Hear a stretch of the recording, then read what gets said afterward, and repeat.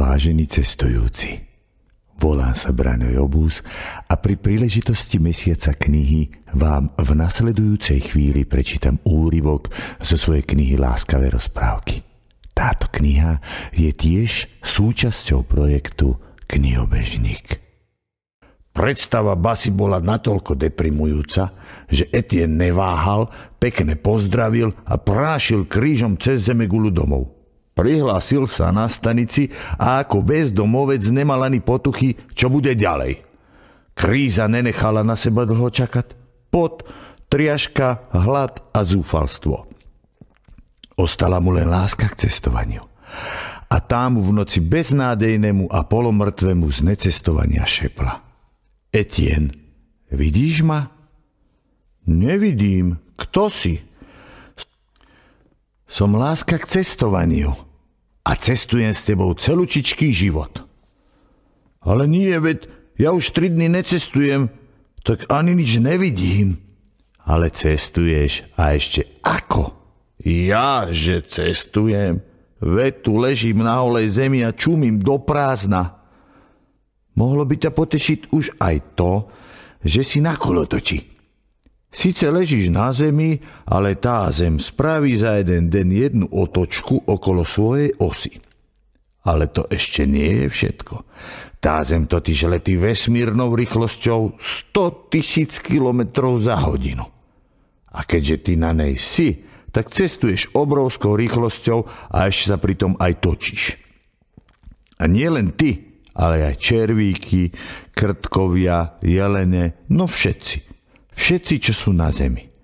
A tí policajti, čo ma chytili v Austrálii? Aj tí, veru aj ty. Takže vlastne všetci ľudia a všetko na celej planéte? Presne tak, odvetila mu láska k cestovaniu.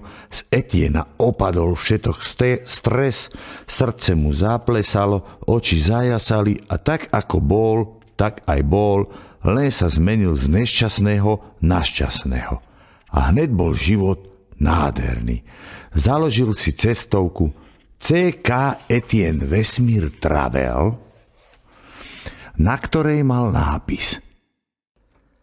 A aby ešte bolo o čom, povozím vás kolotočom. Senzácie chtiví ľudia ho zahrnuli objednávkami a za chvíľu mal Etienne práce s cestovaním vyše hlavy.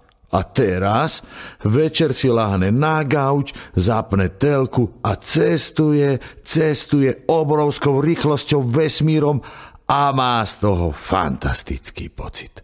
Cestovanie mu bolo vždy blízke, aj bez pasu. Pekný príbeh, povedal som, usmial sa na lásku k cestovaniu, pozrel na Agape a zo srdca zaďakoval. Nuž poďme ďalej, riekla Agape a pobrali sme sa k dverám. Ešte som sa otočil, zamával jej dcére na rozlúčku a vykročili sme na chodbu. Spýtal som sa, teraz je klamstvo a tamto na opačnej strane chodby lakomstvo a chválenkárstvo. Prečo láska k cestovaniu býva na tej istej chodbe s týmito láskami k zlým vlastnostiam? Agape sa pousmiala a povedala.